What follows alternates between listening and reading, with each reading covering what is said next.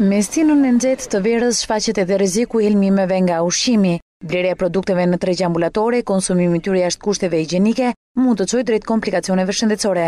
Në shërbimin e infektivit në qendrën spitalore universitare Nën Tereza në kryeqytet, shifra e të prekurve nga helmimet arrin në 70 persona në 24 orë. Mjekja infeksioniste në poliklinikën numër 3 të specialiteteve Imelda Zeqo jep këto rekomandime për qytetarët. Duhet që çdo ushqim që ne konsumojmë të lahet me ujë të rrjedhshëm maksimalisht.